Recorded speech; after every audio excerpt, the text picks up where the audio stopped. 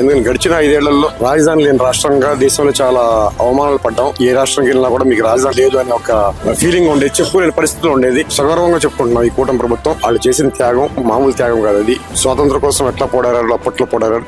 రాజధాని కోసం వాళ్ళు స్వయంగా భూములు ఇచ్చి వాళ్ళు ఏం ఆశించకుండా భూములు ఇచ్చారు. వాళ్ళకి ఎంత అవమానం చేశారంటే శత్రువులు కూడా చేయరండి, అంత అవమానం చేశారు. వాళ్ళు ఆడవాళ్ళ గురించి కానీ పిల్లల గురించి చాలా చీప్ గా మాట్లాడతా, అమరావతి టు తిరుపతి చేసినప్పుడు కూడా చాలా అవమానాలు కొడతాం, దాడులు చేస్తాం, చాలా చేశారు. వాళ్ళందరి యొక్క బాధ మొత్తం అంతా ఈ రాజధాని పార్లమెంట్ లో ఆమోదిస్తూ వాళ్ళు చాలా హ్యాపీ ఫీల్ అయ్యారు. అందరికీ గర్వకారణం అయిన రోజు ఇది. మా ఇళ్లలో కానీ క్యాండిల్ పెట్టుకుని మేము పూర్తి సంఘీభావం తెలియజేశాం ఈ అమరావతి రాజధాని గురించి. మేము కూడా నిన్న ఊరు మొత్తం తిరిగి ప్రచారంలో చేశాం. రాజధాని అమరావతి ప్రకటించారు, దాన్ని చట్టబద్ధ చేశారని చెప్పి గర్వంగా చెప్పుకున్నాం. పోయిన గవర్నమెంట్ ఈ గవర్నమెంట్ వాళ్ళు చేస్తున్నారు, వీళ్ళకి ఆ క్రెడిట్ మొత్తం వీళ్ళకి పోద్దని ఒక దీంతో కొత్త అంటే పిచ్చెక్కిన మాటలు మాట్లాడు ప్రతిపక్ష నాయకుడు. అంటే ప్రతిపక్షం కూడా లేదు ఆయనకి, మావిగానని ఇంకో రకరకాల మాటలు పిచ్చెక్కి మాట్లాడినట్టు మాట్లాడుతున్నాడు. జనాలు కూడా దాన్ని చీదరించుకుంటున్నారండి వాళ్ళని. అది కూటమి ప్రభుత్వం చేసింది చాలా మంచి పని అని చెప్పి అందరూ హర్షం వ్యక్తం చేస్తారు.